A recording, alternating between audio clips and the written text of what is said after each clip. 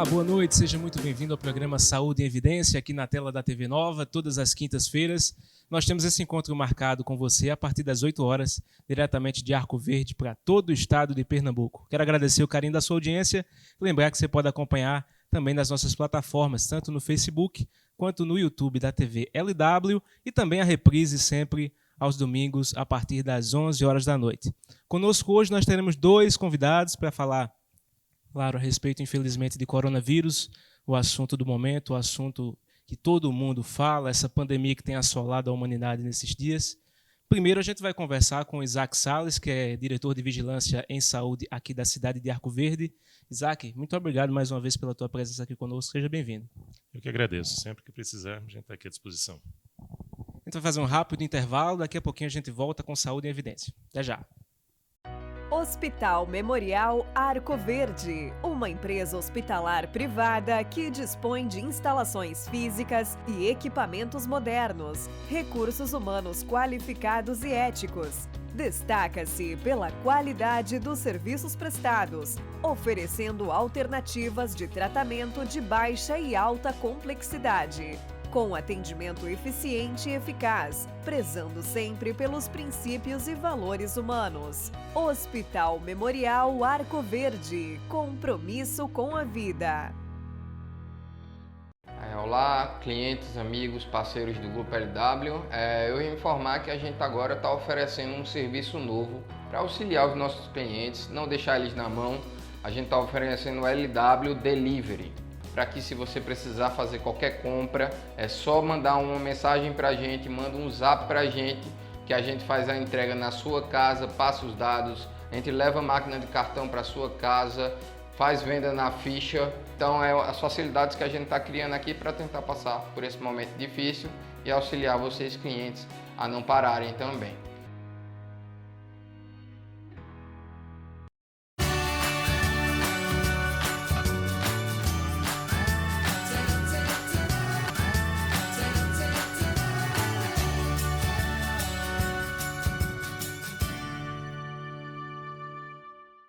A Neuroimagem está pronta para te atender. Mamografia digital, ultrassonografia, exames contrastados, tomografia computadorizada, ressonância magnética, radiologia digital, densitometria óssea, radiologia odontológica, eletroencefalograma e procedimento de punção e biópsia. Entre em contato e agende seu exame. Agreste e Sertão podem contar com a Neuroimagem. Arco Verde e Pesqueira. Está na Líder PE a solução em assessoria e consultoria contábil, nos ramos público e privado. Também temos estrutura para o melhor suporte, focado principalmente nas eleições municipais de 2020. Líder PE, soluções para a sua empresa.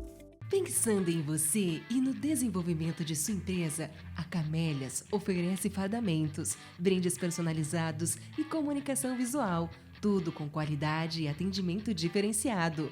Camélias, há 26 anos, fazendo o melhor para você.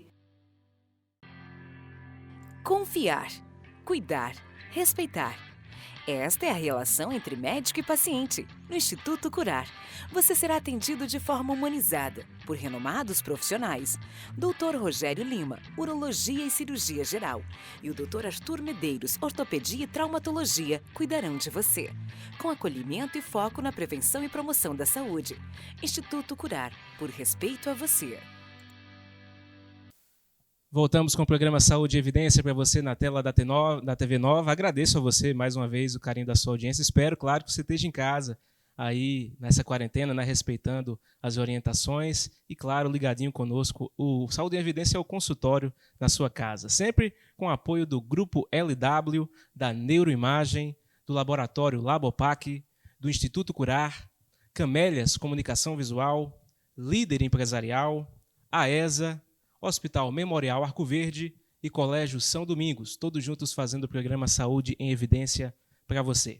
Já começando, Isaac, eu quero agradecer mais uma vez a tua presença aqui conosco, você que está aí na linha de frente nesse momento tão difícil, você que coordena, né, a vigilância sanitária aqui em Arco Verde.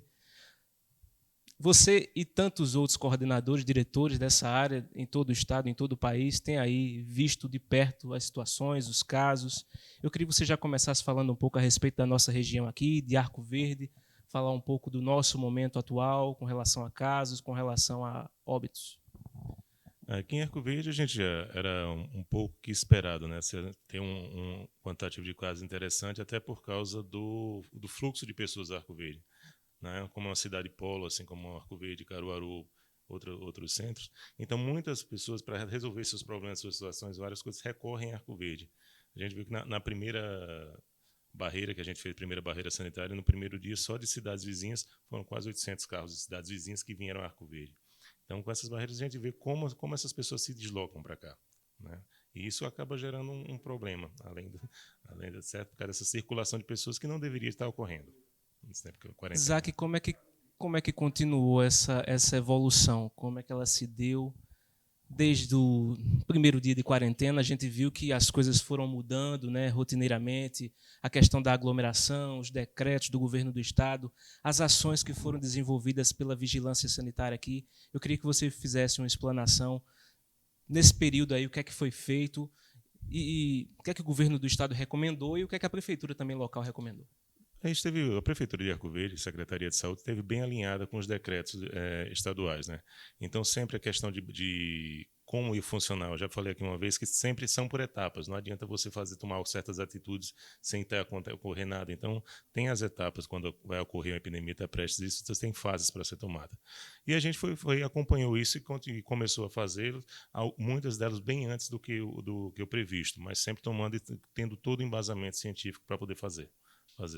Então, a gente começou na questão dos casos, a criação do grupo de resposta de emergência. Depois disso, teve o fechamento da cidade, não fechamento, mas as barreiras sanitárias, e onde algumas entradas foram fechadas para que a gente tivesse um maior controle de quem essas pessoas que vinham a Arco Verde e também para orientar o uso de máscara. Tá? Então, hoje a gente vê, é proibido adentrar em Arco Verde hoje se não for de máscara. Então, infelizmente, algumas pessoas voltaram, mas hoje a gente já vê, depois de alguns dias nessa parte educativa, a quantidade de pessoas que você já vê hoje de máscara na cidade, os comércios que estão permitidos, todos os funcionários usando máscara, tendo álcool em gel à disposição e várias outras coisas. Questão da higienização também dos locais, né, Isaac? Exato. A gente está fazendo a higienização sempre nesses locais onde tem um acúmulo de gente. Infelizmente, tá, a questão de bancos para receber o auxílio do governo, tá, bancos e lotéricas estão muito cheio. Então, o que a gente pode fazer? Orientar para que tem pelo menos, já que vai precisar estar lá, pelo menos está com a distância segura de uma pessoa para outra, está usando máscara, e quando essas pessoas saem, a gente faz a desinfecção desses locais. Pois é, Isaac, é um problema que a gente está vendo no estado todo, né? Essa questão das filas, da aglomeração nos bancos, nas lotéricas, acaba sendo inevitável, lógico, a população precisa, né, fazer as suas movimentações, precisa sacar seu dinheiro, até porque há muito tempo já muitas pessoas em casa, os mantimentos acabam. Mas você falou dessa orientação. Eu queria que você falasse mais a respeito de como é que está sendo feita essa orientação, se as equipes estão na rua, estão nas filas, e como é que as pessoas estão recebendo essas orientações. Estão recebendo bem, né? Hoje a gente vê, tá certo que deve ser por decreto e algumas outras coisas, mas assim, as pessoas hoje já estão... Quando você começa que os casos virem nome, os óbitos tenham nome, entendeu? Não deixa de ser número. Então as pessoas às vezes começam a ver aquilo ali no seu vizinho, na sua comunidade, no seu bairro, então isso começa a assustar. E ele vê que ele é parte daquilo. Ele começa a perceber que ele tem que fazer também, tem algumas medidas que ninguém vai ter condições de fazer por ele. A gente pode fazer um decreto dizendo que todo mundo use máscara, mas quem vai usar máscara é você. Tá? Então, para evitar esses constrangimentos, é porque a gente pede bastante que use máscara, e se for sair, tem essas medidas de pelo menos estar com uma certa distância entre uma pessoa e outra. Como eu e você, a gente está aqui numa certa distância, mais de 1 metro, então não seria seguro. Mas sair daqui para outro local, a gente tem que usar máscara sempre. Importante lembrar, né, que a gente, bem como o Isaac falou, nós estamos aqui obedecendo todas as recomendações quanto ao distanciamento, os microfones estão sendo higienizados. Nosso próximo convidado vai ser no outro bloco, justamente para a gente evitar essa questão da aglomeração, tudo para respeitar as orientações das autoridades médicas nesse sentido. Isaac, uma coisa que a gente tem se habituado muito, principalmente as cidades da nossa região, é com relação aos boletins, né? As secretarias de saúde estão sempre divulgando aí os boletins de casos suspeitos, casos monitorados. Eu queria que você explicasse para nós um pouco como é que é confeccionado esse boletim? Qual é o processo para que haja esse boletim, para que esses dados cheguem à população? Todo caso suspeito, né? Primeiro começa com o caso suspeito. Todo caso suspeito ele vai para uma planilha que tem que ser digitado na base do CIEVES, que é um estadual. Então, todos esses dados chegam para a gente, enquanto Secretaria Municipal, todos os dias. Vem essa planilha onde a gente faz algumas correções nela, como se for, a gente tem que observar, chegou hoje, agora à tarde, amanhã eu já tenho que pegar essa planilha porque já tem pessoas que estão internadas no hospital, então eu já tenho que alterar, botar como é o status dessa pessoa, como é que ela está, se ela está internada, se foi para casa. Se foi para casa, a gente tem uma equipe que vai até a casa pedir o isolamento dessa pessoa também, fazer quarentena, não só dela, mas de toda a família e das pessoas que entraram em contato. E tem uma planilha também, que é do ESUS, que a gente chama, que entram os profissionais de saúde.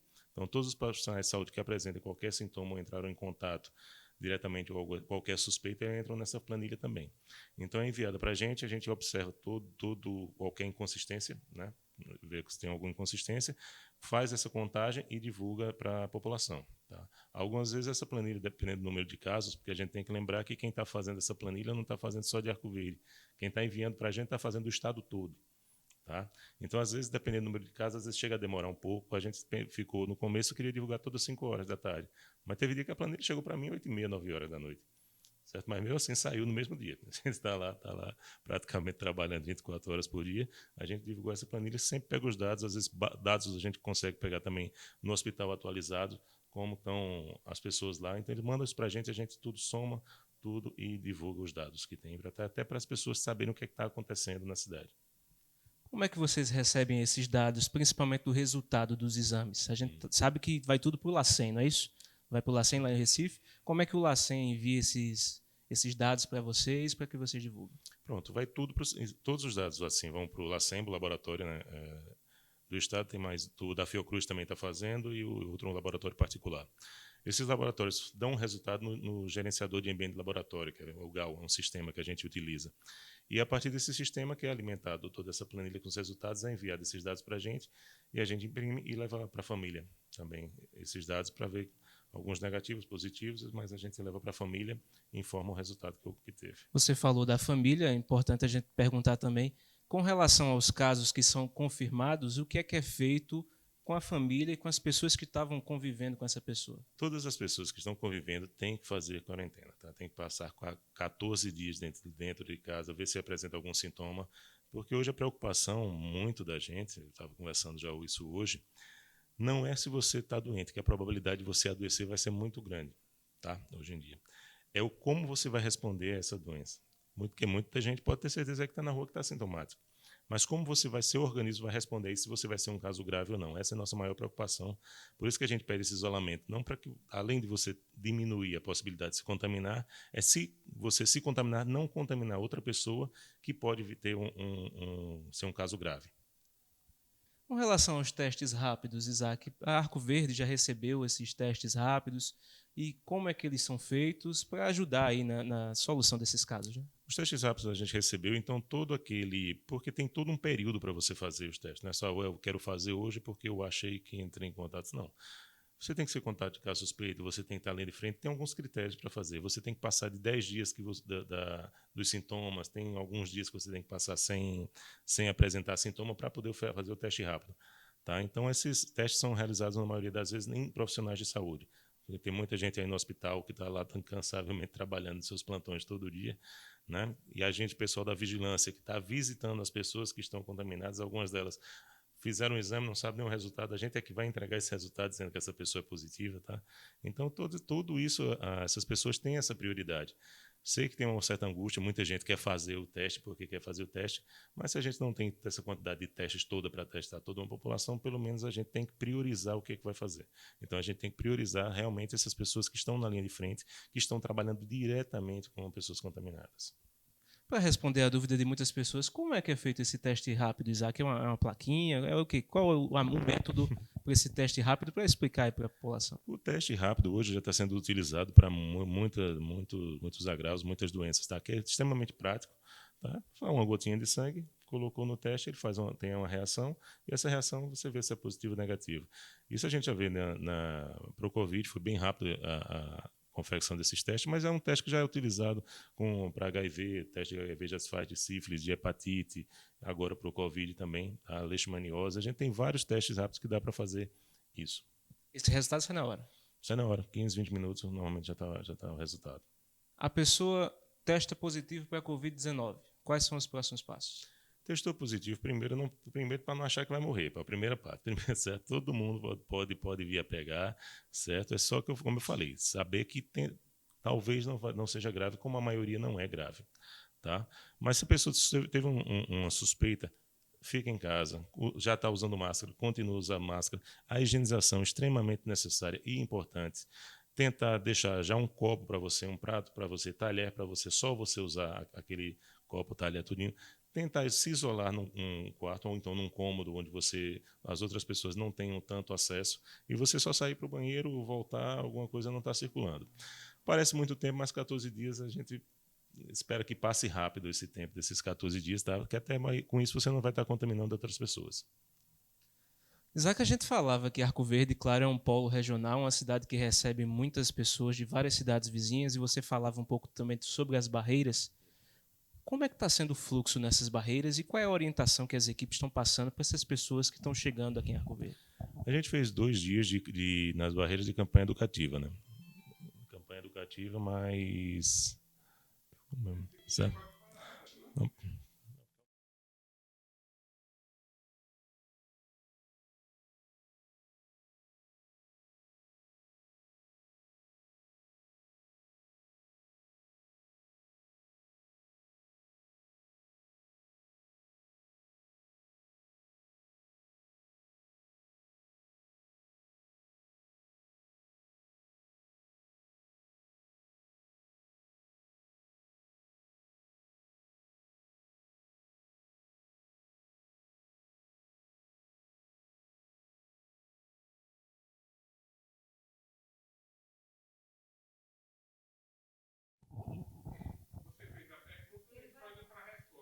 Você vai fazer para direto para a resposta? Você está lembrando do microfone? Sobre as barreiras. Não é fácil,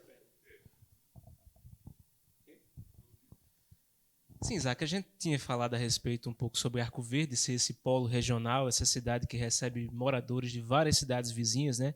Várias cidades da nossa região que vêm para Arco Verde, que tem Arco Verde como um centro realmente de comércio regional. Essas barreiras, o que é que está sendo feito nelas? Como é que está sendo o fluxo de veículos de outras cidades nessas barreiras? E qual a orientação que a vigilância está passando? A principal orientação que tem nas barreiras, né, a gente fez 2 dias de barreira só educativa. Tá? Todos os carros que adentravam, quem estivesse usando máscara, às vezes a gente só orientava, parabenizava por estar, e a pessoa passava, e agora principalmente pessoas de outro lugar também era ferida a temperatura das pessoas. Tá?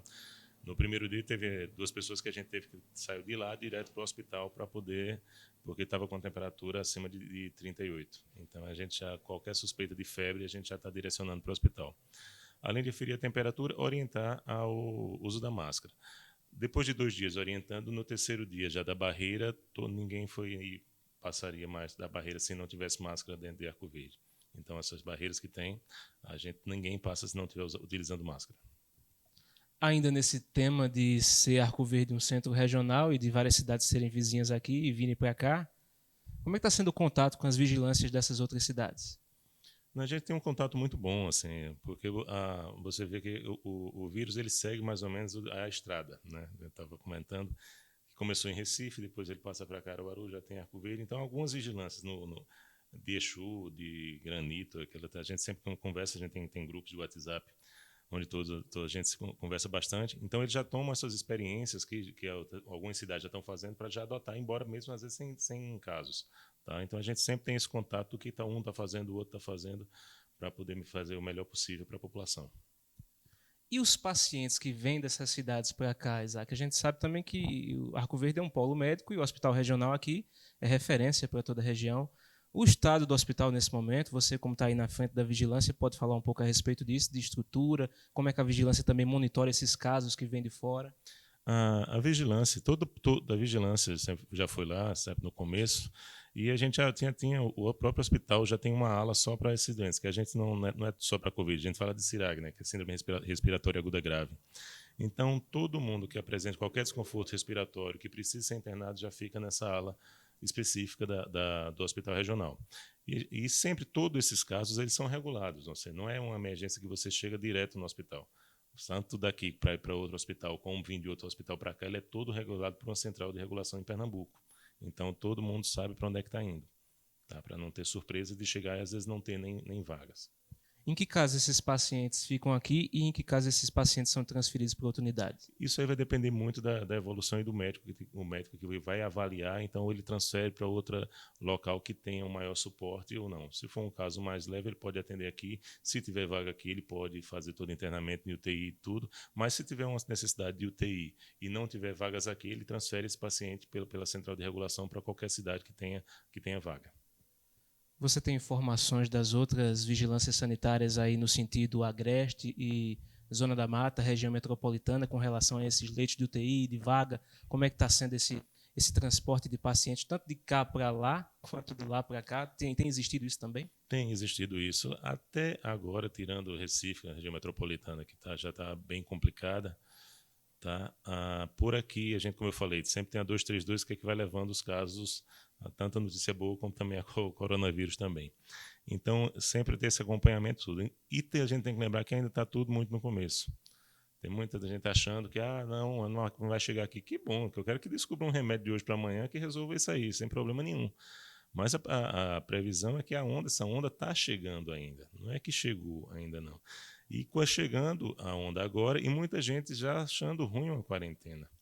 E querendo sair de casa e querendo fazer coisas que justamente era onde você devia estar mais isolado, onde você vai estar chegando mais casos, onde você devia estar fazendo um isolamento maior e as pessoas já estão querendo sair de casa. Não sei se você viu uma reportagem que passou hoje, após 4 semanas, crianças puderam sair de casa na Espanha para passar 1 hora na rua, acompanhado dos pais. Certo? Então, tem gente ainda achando que é brincadeira. Não é, e a gente sabe que não é, porque a gente vê todos esses números, vê o quanto ele aumenta a cada dia, vê as pessoas adoecendo, vendo óbitos, vendo o sofrimento de cada família quando é você levar um resultado desse. Tá? A aceitação e alguns a não aceitação disso, você saber que é uma pessoa que não estava ali, um ente querido seu, você não vai poder fazer um velório, nada. Tá? Então, está muito complicado, principalmente para a gente, que a gente vive essas dores de todo mundo todos os dias e muitas pessoas acham que é simples. Não é tão simples assim, não. Fica o alerta para a população se cuidar, né, Isaac? Esse é o principal alerta. Ficar em casa, isolar, só sair se for extremamente necessário. Se for extremamente necessário sair, usar a máscara, certo? Sempre fazer a higienização das mãos. Quando chegar em casa, deixar os sapatos do lado de fora, fazer a higienização dos sapatos, de preferência tomar um banho logo em seguida e lavar aquela roupa. Certo? São cuidados que são essenciais. Isso aí, uns cuidados desses pode dizer quem vai viver ou quem vai morrer daqui a uns dias. Rápido intervalo, daqui a pouquinho a gente volta com Saúde em Evidência. Até já! Hospital Memorial Arco Verde, uma empresa hospitalar privada que dispõe de instalações físicas e equipamentos modernos, recursos humanos qualificados e éticos. Destaca-se pela qualidade dos serviços prestados, oferecendo alternativas de tratamento de baixa e alta complexidade, com atendimento eficiente e eficaz, prezando sempre pelos princípios e valores humanos. Hospital Memorial Arco Verde, compromisso com a vida. Olá, clientes, amigos, parceiros do Grupo LW. Eu ia informar que a gente agora está oferecendo um serviço novo para auxiliar os nossos clientes, não deixar eles na mão.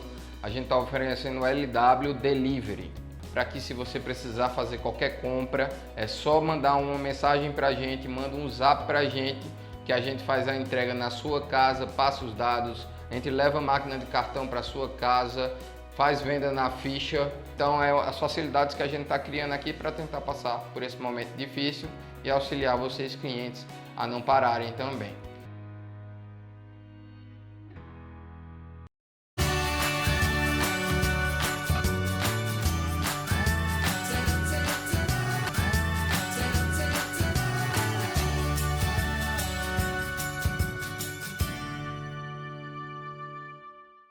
A Neuroimagem está pronta para te atender. Mamografia digital, ultrassonografia, exames contrastados, tomografia computadorizada, ressonância magnética, radiologia digital, densitometria óssea, radiologia odontológica, eletroencefalograma e procedimento de punção e biópsia. Entre em contato e agende seu exame. Agreste e Sertão podem contar com a Neuroimagem. Arco Verde e Pesqueira. Está na Líder PE a solução em assessoria e consultoria contábil, nos ramos público e privado. Também temos estrutura para o melhor suporte, focado principalmente nas eleições municipais de 2020. Líder PE, soluções para a sua empresa. Pensando em você e no desenvolvimento de sua empresa, a Camélias oferece fardamentos, brindes personalizados e comunicação visual, tudo com qualidade e atendimento diferenciado. Camélias, há 26 anos, fazendo o melhor para você. Confiar, cuidar, respeitar. Esta é a relação entre médico e paciente. No Instituto Curar, você será atendido de forma humanizada por renomados profissionais. Dr. Rogério Lima, Urologia e Cirurgia Geral, e o Dr. Arthur Medeiros, Ortopedia e Traumatologia, cuidarão de você, com acolhimento e foco na prevenção e promoção da saúde. Instituto Curar, por respeito a você. Voltamos com o programa Saúde em Evidência para você na tela da TV Nova. Agradeço mais uma vez o carinho da sua audiência e quero lembrar que você pode acompanhar tanto no Facebook quanto no YouTube da TV LW e também a reprise desse programa sempre aos domingos a partir das 11 horas da noite. Conosco, Grupo LW, Neuroimagem, Laboratório Labopac, Instituto Curar, Camélias Comunicação Visual, Líder Empresarial, AESA, Hospital Memorial Arco Verde e Colégio São Domingos, todos juntos fazendo o programa Saúde em Evidência para você. Isaac, voltando com você mais uma vez, eu queria que você falasse um pouco a respeito do aumento dos casos na nossa região, né?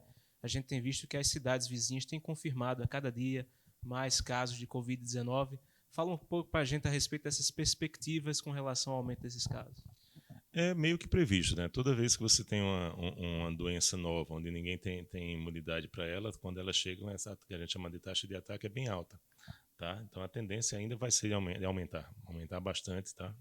Não só aqui, mas nas outras regiões. E você também vê essa doença também adentrar a Pernambuco, né? Seguindo a 232 aí, pode esperar que vai ser bem complicado. É geográfico esse aumento, Isaac? É porque você começa a circulação normalmente de agravo, você vê muito de doença, você vê muito pelas estradas, entendeu? Você as pessoas viajando, então a questão do fluxo das pessoas, você começa, quando você vai mapear, você vê que ele segue mais ou menos um fluxo das estradas. Entendeu? Esse mapeamento é feito como, Isaac? Não, isso aí a gente observa, vamos supor, do número de casos que vai acontecendo por os dias e nos locais que vão acontecendo, tá? Tem lugar, hoje você pega próximo da região metropolitana, praticamente todas as cidades têm. No interior, aqui até o Agreste, até o início do sertão, alguns já têm casos ou estão começando a ter casos. Você chegar em cidades mais para dentro de Pernambuco, certo? Mais do sertão, você já ainda tem cidades que não tem caso nenhum, certo? Por enquanto, mas a probabilidade é de chegar. É lógico que os efeitos não são só sanitários, mas também econômicos, né, Isaac? A região, todo o estado, o país tem sofrido com essa pandemia. Eu queria que você falasse um pouco a respeito dessa quarentena. Muito se discute a respeito de flexibilizar ou não, diminuir, ser vertical, ser horizontal. Qual é a tua visão sobre isso? A minha visão pessoal é que vai demorar ainda mais algum tempinho aí essas coisas fechadas, antes de ter essa flexibilização, até porque a gente ainda está subindo essa escada aí de número de casos. Mas, assim, se tudo ocorrer como a gente observa nos outros países que ocorreu, né, então, normalmente, isso aí está girando entre 3 e 4 meses. Né? Aqui a gente vê que começou em março, então acho que em junho, começo de junho, já poderia ter, talvez, dependendo, isso vai depender tudo muito de como ela vai se comportar, mas se comportasse da mesma forma, eu acho que na primeira quinzena de junho já começaria alguma flexibilização em algumas situações, tá? Você ainda o uso de máscara ainda tendo que ser usado, mas ainda tem vários outros cuidados até da quantidade de pessoas a frequentar uma loja. Isso tudinho ainda tem que ser bem revisto e ver sempre da situação que está ocorrendo. Uma previsão é essa, mas assim vai depender muito, muito de como é que vai estar a situação. É possível essa volta gradual do comércio, Isaac, com essas recomendações de aglomeração, de conter e de proporcionar aos clientes os utensílios de higiene necessários para receber? Hoje não, certo? Hoje, assim, com a minha análise, eu digo que hoje não seria permitido de maneira alguma. Como eu falei, a gente está começando. A gente tem que sempre você vê quando é que está a taxa de letalidade, você vê quanto tempo está dobrando o número de casos, tá? A gente observa muito isso, de quantos casos teve hoje, em quantos dias essa quantidade vai dobrar. Às vezes começa a diminuir, então a gente já sabe que vai estar tendo muito caso. Quando você tem 3, 4, 5 casos, você não observa muita coisa. Mas quando você começa a pular de 2 casos para 4, 4 para 8, tranquilo. Mas quando você passa de 50 para 100, de 100 para 200, fica muito mais visível. Né? Nesse período, você tem uma probabilidade com os números que você tem, de números que serão confirmados, de quantas pessoas podem ser contaminadas aqui em Arco Verde? Está muito cedo ainda. Tá? Isso aí vai depender muito de como é que vai ser a quarentena, de como as pessoas estão se comportando. Tá? Que hoje a gente tem, dependendo da hora, você vê praticamente, tem gente que parece que não está fazendo quarentena, não é verdade? Quando devia, muitas vezes está em casa. Às vezes a gente vê muita gente nas calçadas, sentada. Quando a gente fala quarentena, é para você ficar realmente em casa. Porque se todo mundo ficasse, o Brasil fechou todas as fronteiras, todo mundo vai ficar trancado. Em 30 dias a gente tinha resolvido isso. Certo? E a gente está vendo que não é o que acontece. Então, quanto maior o isolamento, isso está bem claro. Todos os locais que fizeram isolamento, quanto mais rígido ele foi, mais cedo retornaram. Todos os locais que deixaram o comércio aberto ou acharam que era brincadeira, acharam que pode se flexibilizar, qualquer coisa, a gente viu o resultado depois. Hoje a Inglaterra que está sofrendo bastante, o primeiro-ministro até pedindo desculpa, porque ele achou que não, vamos fazer um isolamento vertical, aquela conversa sem pé nem cabeça. Mas vamos fazer um isolamento vertical, inventou de fazer, hoje está pagando o preço disso. Tá? Hoje está pagando o preço. Todos os locais que fizeram isso, você vê na Itália, a cidade de Milão, que foi uma das mais acometidas, enquanto estava todo mundo isolando, o prefeito da cidade está fazendo propaganda para você estar na rua. Veio publicamente pedir desculpas à população. Tá? Porque não é que não vai adoecer e não é que não vai morrer. Mas sim você querer que isso seja o mínimo possível. Que adoeçam menos pessoas, que morram menos pessoas. Isso é o trabalho que a gente faz. E essa visão e essa preocupação é justamente para que o sistema não entre em colapso, né, Isaac? Há esse risco aqui em Arco Verde do sistema colapsar e a gente ter várias mortes e não suprir os leitos de UTI, não ter como atender essa população? O que foi preconizado para Arco Verde, até pelo tamanho dela e o suporte dela que o Estado solicitou para a gente, o Estado de Pernambuco fez todo um estudo em Pernambuco todo. Então, tudo que foi solicitado a gente fez. A gente, essa semana, praticamente já começa a funcionar os 31 leitos de retaguarda que a gente vai ter lá onde era a UPA-Dia. Né? Então, tudo que foi recomendado, tudo a gente está fazendo. Tá? Sempre nos prazos, sempre tudo. Antes de entrar em colapso, a gente vai estar com tudo pronto. Espero até não precisar usar, mas pelo jeito que a gente está, vejo que não vai acontecer bem isso. Essa UPA-Dia, que está sendo preparada aqui como um hospital de campanha, né? Como é que ela vai funcionar, Isaac? Esses leitos vão ser leitos de UTI, não são para pacientes do Covid-19? Explica mais um pouco para a gente. Vão ser só para pacientes de Covid, que se for necessário, e todos os pacientes lá vão ser regulados. Né? Então, todo mundo que tiver, como eu falei, Pernambuco tem uma central de regulação que sabe onde tem todos os leitos, como é que está a ocupação deles. Então, eles podem direcionar essas pessoas para esses leitos. Pessoas de Arco Verde, pessoas da região também? Isso também pode ser que venha. Tá? Se tiver essa necessidade. Por isso está sendo solicitado várias cidades fazerem isso. Tá? Arco Verde aqui foi a primeira da região que eu tenho notícia a já deixar isso tudo pronto. Como eu falei, seria muito bom a gente não precisar usar, mas eu acho isso muito pouco provável. Daqui a uns dias, provavelmente, a gente vai utilizá-los. Muito se falava daquela curva, né, Isaac? A gente já chegou perto, já atingiu, está perto de alcançar. Com os números que você tem, qual é a projeção que pode ser feita? Está começando. Está começando, não está nem perto ainda de chegar no pico para poder descer. Vai estar subindo ainda e a gente está vendo a quantidade de casos que tem. Ainda vai aumentar um bocado. Outras participações que a gente teve aqui com você falou bastante sobre a área da questão da dengue também, da chikungunya, da zika. A luta que já é para a população se conscientizar a respeito disso, né? De limpar os seus reservatórios.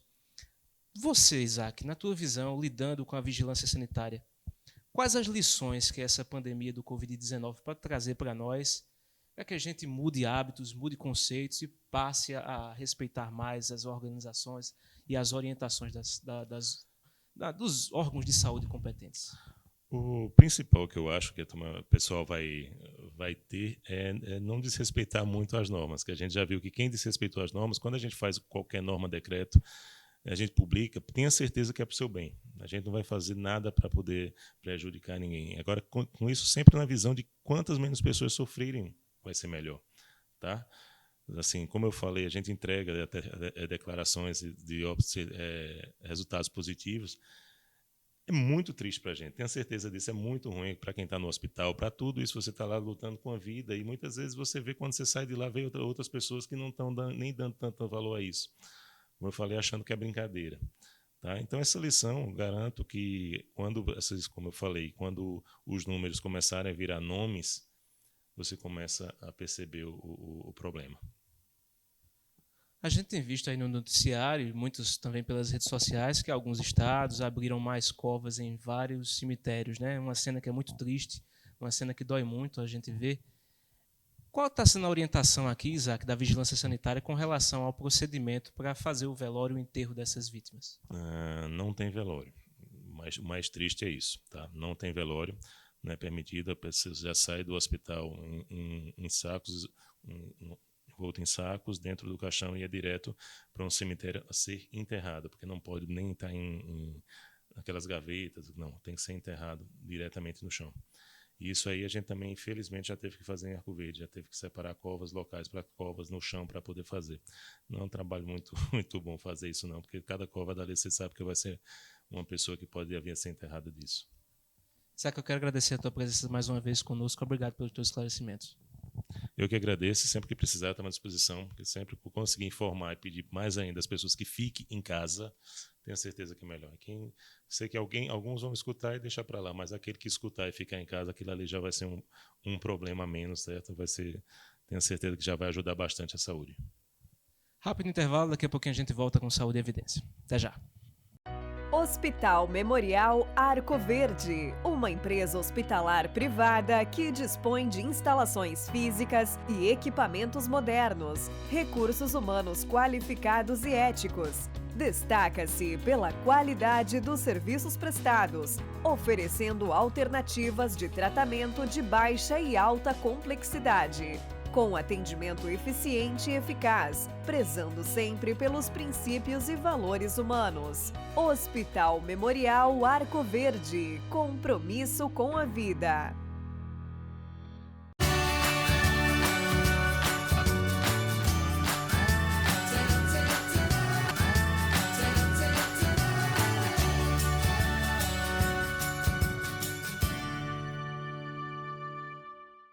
A Neuroimagem está pronta para te atender. Mamografia digital, ultrassonografia, exames contrastados, tomografia computadorizada, ressonância magnética, radiologia digital, densitometria óssea, radiologia odontológica, eletroencefalograma e procedimento de punção e biópsia. Entre em contato e agende seu exame.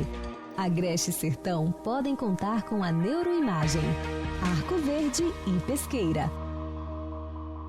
Está na Líder PE a solução em assessoria e consultoria contábil, nos ramos público e privado. Também temos estrutura para o melhor suporte, focado principalmente nas eleições municipais de 2020. Líder PE, soluções para a sua empresa. Pensando em você e no desenvolvimento de sua empresa, a Camélias oferece fardamentos, brindes personalizados e comunicação visual, tudo com qualidade e atendimento diferenciado. Camélias, há 26 anos, fazendo o melhor para você. Confiar, cuidar, respeitar. Esta é a relação entre médico e paciente. No Instituto Curar, você será atendido de forma humanizada por renomados profissionais. Dr. Rogério Lima, Urologia e Cirurgia Geral, e o Dr. Arthur Medeiros, Ortopedia e Traumatologia, cuidarão de você, com acolhimento e foco na prevenção e promoção da saúde. Instituto Curar, por respeito a você. Voltamos com o programa Saúde e Evidência para você na tela da TV Nova. Mais uma vez eu agradeço o carinho da sua audiência e lembro que você pode acompanhar tanto no Facebook quanto no YouTube da TV LW. E sempre a reprise às 11 horas da noite, também aqui pela tela da TV Nova. Conosco agora, Júnior Comate, ele é fisioterapeuta intensivista, trabalha aqui no Hospital Regional de Arco Verde. Júnior, boa noite, querido, seja bem-vindo. Primeiro, já quero agradecer a tua presença e te parabenizar, cara, porque você está aí na frente dessa batalha, está aí lidando diretamente com o problema. Seja bem-vindo, Júnior. Obrigado, Tiago. É um prazer enorme estar podendo dividir essas informações com os colegas profissionais da saúde, com a população, e é um prazer, Tiago. Júnior, já queria que você falasse um pouco sobre a tua área. Essa área de fisioterapia intensivista, você lida diretamente com a questão respiratória. Como é que está sendo lidar, como é que está sendo trabalhar nesse âmbito todo da Covid-19? Olha, Tiago, no momento é uma experiência bastante nova, né?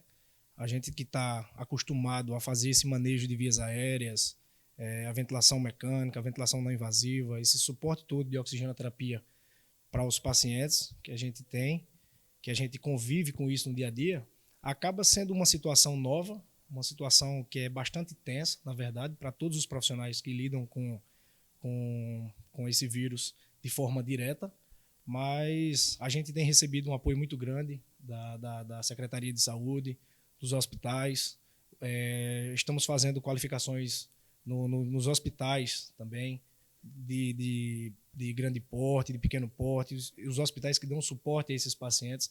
A gente vem fazendo um treinamento diário com esses profissionais para que a gente tente diminuir os riscos de contaminação, disseminação desses vírus, até pelos próprios profissionais de saúde, e que a gente possa fazer a coisa andar e fluir bem. Explica um pouco para a gente, Júnior, como é que é o teu trabalho. A gente sabe que a grande questão envolvendo o coronavírus é a questão respiratória e a dificuldade que muitas pessoas vão ter, principalmente aquelas do grupo de risco, com relação a precisar de leitos de UTI, a precisar de respiradores. Qual é a tua função nesse sentido? O que é que você faz? E para explicar para a população a importância desse respirador e a função. Olha, Tiago, a atuação da fisioterapia nesse âmbito, né, com esse paciente com Covid, é de suma importância. A gente que ainda tem algumas dúvidas, algumas pessoas ainda têm algumas dúvidas em relação ao trabalho da fisioterapia, é bom porque a gente pode esclarecer algumas informações. A gente lida de forma direta com o manejo das vias aéreas desses pacientes, tá? Nos pacientes moderados a graves, tá? A gente tem uma atuação direta com esses pacientes, de manejos de oxigenoterapia para esses pacientes que chegam agudizando. Tá? Esses pacientes agudizam muito rápido, chegam com uma frequência respiratória um pouco alta, dispneico, desaturando esses pacientes, e logo de imediato esses pacientes precisam de um suporte de oxigenoterapia. Tá? Então a gente é quem tem que fazer esse trabalho, a gente é quem lida com esse tratamento, com essa prevenção, na verdade, prevenção e tratamento de forma bem direta. É uma tensão constante, né, Júnior? 24 horas, eu imagino como é que você está passando, como é que todos os teus colegas nessa área estão enfrentando essa pandemia. Como é que está sendo com relação aos teus colegas de profissão? Infelizmente, muitos profissionais contaminando, né? Olha, Tiago, é uma situação difícil, porque, como eu te falei, é um vírus novo, tá? Um vírus novo e a disseminação é muito rápida, a propagação dele para o vírus normal que a gente tem aqui, uma gripe, uma influenza, é de 1 para 4, 1 para 5, tá? E a gente realmente tem visto alguns profissionais se afastando, tá? Contaminando. É muito importante que a gente tenha esse treinamento, como eu havia dito, de paramentação e desparamentação. A gente sabe que hoje 30% dos profissionais de saúde que se contaminam com esse vírus é na desparamentação dos EPIs. Graças a Deus a gente está tendo o suporte de EPI necessário. A equipe trabalha com atenção, uma carga atencional, uma carga emocional muito grande, porque é uma coisa nova e é um vírus que está matando muito. Aqui no Hospital Regional de Arco Verde, onde você trabalha, alguns profissionais tiveram que ser afastados? Alguns profissionais, sim. Infelizmente, a gente tem alguns profissionais se afastando. A gente ainda tem coletado o swab desses pacientes, tem feito testes rápidos, né, nesses pacientes, mas infelizmente a gente ainda tem alguns pacientes se afastando, sim. Você que lida direto com o problema, Júnior, Como é que é feita essa paramentação? Eu queria que você explicasse como é feito esse preparo, essa vestimenta do EPI, até você lidar com o paciente, e como é que é feito o descarte de todo esse EPI. Explica para a gente um pouco. Olha, Tiago, a gente tem chegado para a gente alguns macacões impermeáveis, né? A gente tem óculos de vedação, a gente tem uma máscara PFF2, que é a N95 que a gente chama, a gente tem o Face Shielder, que é o protetor facial. A gente tem um material completo, Tiago. A paramentação é uma paramentação boa, um EPI bom. Mas quando a gente entra para atender o paciente, às vezes a gente ainda comete algumas falhas, que a gente vem fazendo esses treinamentos justamente na desparamentação desses EPIs. Como é algo muito novo, né, Júnior? Eu queria que você falasse um pouco também a respeito desses treinamentos que você mencionou. Têm sido constantes? O que é que tem sido passado de orientações para vocês para lidar com a Covid-19? Olha, Tiago, a gente vem fazendo esses treinamentos diários no manejo das vias aéreas, na parte de ventilação mecânica, a parte de ventilação mecânica invasiva e não invasiva, o suporte de oxigenoterapia, a aspiração de vias aéreas, técnicas e manobras de higiene brônquica, de reexpansão pulmonar, de pronar paciente, de fazer exercícios ativos, tá, precocemente, exercícios passivos também precocemente. A gente tem como lidar com essa situação bem mais rápido, na verdade, na parte de tratamento e prevenção. Explica um desses procedimentos, Júnior, para que as pessoas que estão em casa tenham um dimensionamento maior do problema, que você lida, de fato, diretamente com o paciente, você pega no paciente, você precisa mexê-lo, movimentá-lo e ensinar essas técnicas de fisioterapia. Escolhe um daquele que você tem mais contato, que você lida diretamente com o paciente, para explicar para a população que está ouvindo. Olha, Tiago, talvez o mais comum entre eles e o que mais causa medo nos profissionais seja a aspiração de via aérea, tá? Mesmo com o paciente entubado, tá? No tubo orotraqueal, ou a própria aspiração de vias aéreas superiores com o sistema aberto é o que causa muito medo nesses profissionais. No momento da intubação, esse paciente, isso já gera uma tensão muito grande, tá? Para os próprios profissionais de saúde, já gera uma tensão muito grande. E na maioria das vezes, a gente tem que fazer essa aspiração.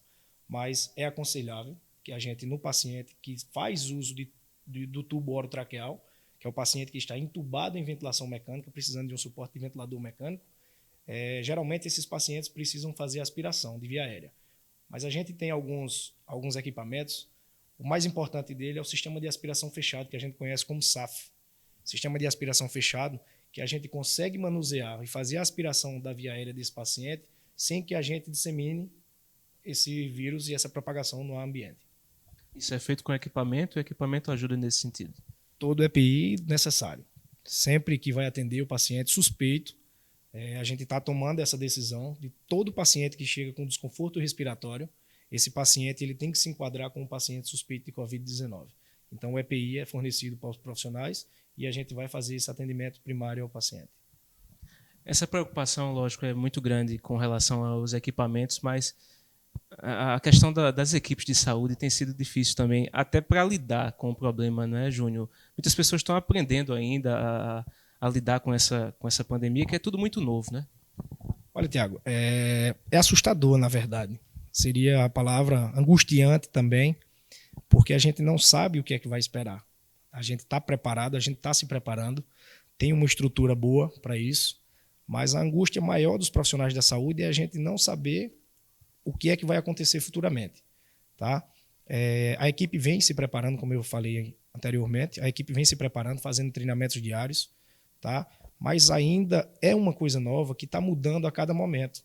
A cada 24 horas a gente tem uma nota diferente, uma mudança, uma mutação do vírus, uma contraindicação absoluta que a gente já vinha fazendo e agora deixa de fazer porque é contraindicação absoluta.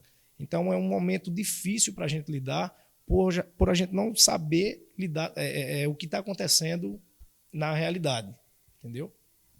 Eu queria que você explicasse um pouco a respeito desses sistemas de alto fluxo e se deve ser usado ou não.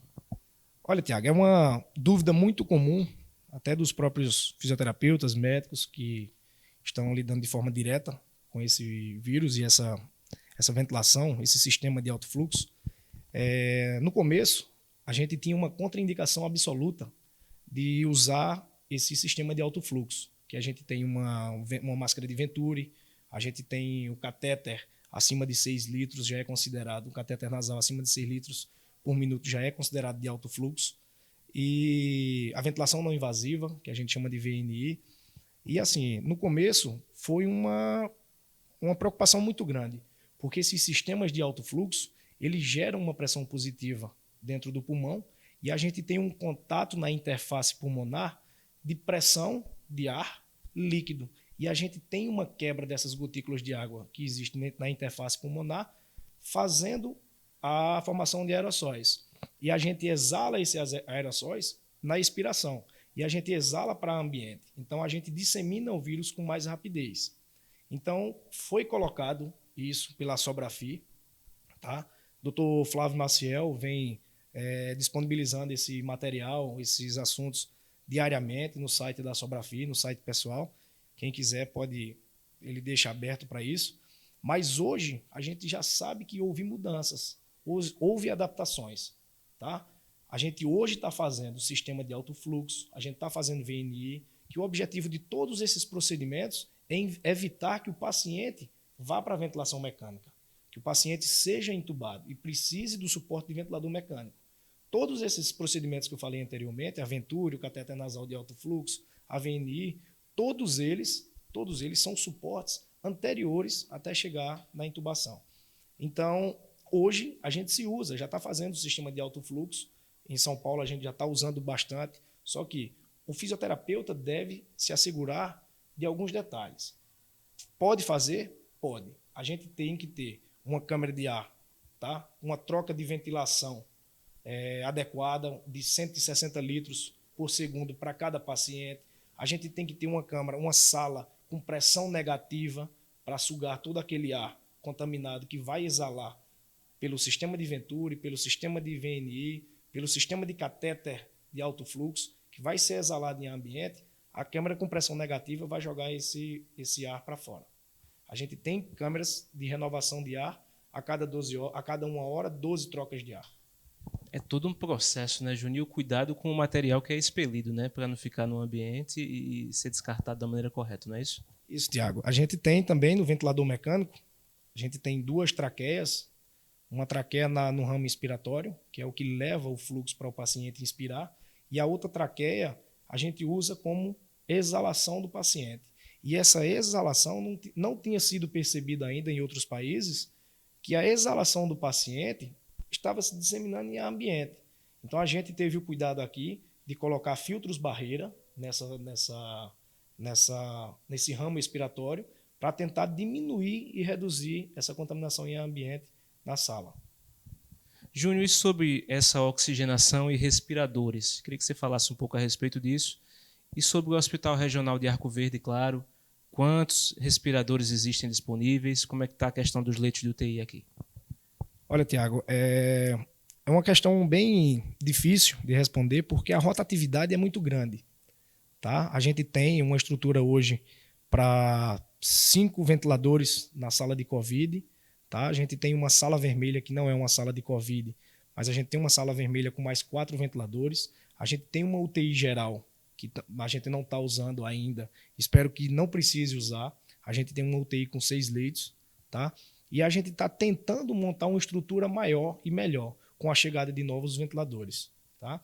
E essa parte da oxigenoterapia é de suma importância que a gente tenha esse controle, que a gente possa assumir, na verdade, esse controle de oxigenoterapia inicial para esse paciente, porque a fisioterapia ela vai agir mais nesses pacientes moderados a graves, que são pacientes que agudizam muito rápido, esses pacientes dessaturam muito rápido. Tá? Tem aqueles pacientes assintomáticos que vão sentir uma coriza, uma dor no corpo, febre, às vezes, tosse seca. Tá? O raio-x desses pacientes, geralmente, são raio-x bem infiltrado, desses pacientes moderados a graves. Então, a gente entra com suporte inicial de oxigenoterapia, inicialmente de baixo fluxo, porque a gente não sabe ainda se o paciente é positivo ou não. Todo paciente que chega com uma síndrome respiratória aguda, esse paciente, para a gente, é suspeito. Então, a gente inicia o suporte de oxigenoterapia com um catéter de baixo fluxo. É importante se lembrar essa questão dessa síndrome respiratória aguda. Quais são os sintomas, né? Qual é o estado do paciente quando ele chega, né, na unidade hospitalar, e os procedimentos que vocês tomam? Geralmente, esse paciente ele chega com uma dispneia leve, que pode se tornar moderada e grave. Tá? A fisioterapia atua justamente nessa prevenção. Quando o paciente chega com uma dispneia leve, a gente tem como iniciar algumas prevenções, a fisioterapia. Pode iniciar com um sistema de catéter, de oxigenação do catéter, de baixo fluxo. A gente pode fazer algumas manobras, algumas técnicas de inspiração, trabalhar a musculatura desse paciente, musculatura torácica, musculatura acessória, que auxiliam diretamente na respiração. Como é que é feito esse procedimento, Júnior, de preparar essa questão da musculatura? Tiago, veja só, a gente tem algumas técnicas de expansão manual que a gente usa. A gente usa a aceleração de fluxo aéreo, tá? A gente posiciona a mão no tórax do paciente, espera o paciente inspirar, fazer uma inspiração profunda, tá? Na expiração, a gente faz uma pressão torácica e solta. A gente tenta reexpandir esse pulmão e melhorar a oxigenação desse paciente. Alguns estímulos de tosse, se o paciente não tem uma tosse eficaz, não tem uma tosse, a gente tem como fazer esses estímulos de tosse também. São muitas técnicas que a gente tem feito e utilizado bastante nesse atendimento primário. Como é que você tem visto a questão dos pacientes que foram confirmados com a Covid-19 que você está lidando com eles? Como é que está sendo essa evolução? Como é que está sendo os processos e o que vocês estão fazendo em cada caso específico? Olha, Tiago, como eu te falei, a gente tem alguns pacientes que já positivaram, tá? Mas esses pacientes que positivaram de forma leve, esses pacientes estão em respiração espontânea em ambiente, a maioria deles, tá? E a preocupação maior da gente são os pacientes de moderado a grave, tá? Esses pacientes que chegam com uma dispneia leve, ou um paciente que não apresenta nenhum desconforto respiratório, a gente tem que ficar monitorizando esse paciente, porque eu acho que a preocupação maior de todos os profissionais da saúde é que esse paciente está bem, está apresentando um quadro hemodinamicamente estável, mas esse paciente descompensa muito rápido. Então, esse paciente, mesmo que esteja leve, esse paciente é bom estar em monitorização, está fazendo monitorização de frequência respiratória, de frequência cardíaca, de saturação de oxigênio. É sempre bom estar fazendo isso. E esses pacientes moderados a graves, a gente tem feito suporte de oxigenoterapia, tem tido bons resultados, tá? Infelizmente, está chegando para a gente pacientes com moderada a grave insuficiência respiratória aguda e esses pacientes estão sendo intubados, tá? Mas a gente está conseguindo manter um manejo, alguns ajustes de parâmetros ventilatórios e a gente está conseguindo evoluir bem com esses pacientes. Júnior, é lógico que essa tensão ela tem se estendido não só quando você está dentro do hospital, mas quando você volta para sua casa, evidentemente, para o seu ambiente, para a sua família. Fala um pouco para a gente desse lado, cara, ser humano teu, não o lado profissional, mas o lado mais ser humano, quando você chega na sua casa, as preocupações com a tua família. Olha, Tiago, é uma situação bastante difícil, porque eu tenho um pai que é do grupo de risco, é asmático, e a gente chega, eu sempre brinquei muito com os meus pais, depois de um plantão tenso, a gente chega, quer o carinho da família, e infelizmente no momento a gente não pode ter. Tem hoje 30 dias, mais ou menos, que eu estou afastado do meu filho, de 4 anos, e é uma situação assim, bastante angustiante, porque a gente não sabe quando é que isso vai passar. E a gente que está no contato direto com esses pacientes, a gente fica de mãos atadas, sem querer disseminar esse vírus, a gente não sabe, eu posso estar negativo ontem, dei um plantão hoje, posso positivar hoje, chego em casa, espalho, dissemino esse vírus para o meu filho, para os meus pais, então é uma questão bem difícil, Tiago, que a gente de verdade espera que acabe logo. Júnior, eu quero agradecer, cara, a tua presença mais uma vez, aproveitar a oportunidade para parabenizar você mais uma vez pelo teu empenho, pela tua dedicação, assim como todos os profissionais da área, e os para as considerações finais, e um abraço, claro, para o teu filho, que com certeza vai assistir. Tiago, eu que agradeço, é sempre bom a gente poder estar compartilhando informações, compartilhando aprendizados, né? Eu agradeço demais a oportunidade, espero que tenha ajudado bastante, né? nesse convívio aí na atuação da fisioterapia, esse suporte de oxigenoterapia para esses pacientes. E agradecer à equipe do Hospital Regional, muitos amigos no Hospital Memorial, muitos amigos em unidade de pronto atendimento da cidade. E mandar um abraço especial aí para o meu filho, para minha família, para todos os profissionais, Tiago, e torcer para que isso acabe logo. Deus quiser, Júnior. Quero agradecer a sua presença conosco, a sua companhia. Lembrar você que você pode acompanhar a reprise no domingo às 11 horas da noite e também nas redes sociais, tanto no Facebook quanto no YouTube da TV LW. Nossa equipe, o Arney Silva nas câmeras, na técnica Zilma Leite, na direção geral, Lídio Maciel. Para você, uma excelente noite, fique com Deus e até a próxima semana, se ele assim nos permitir.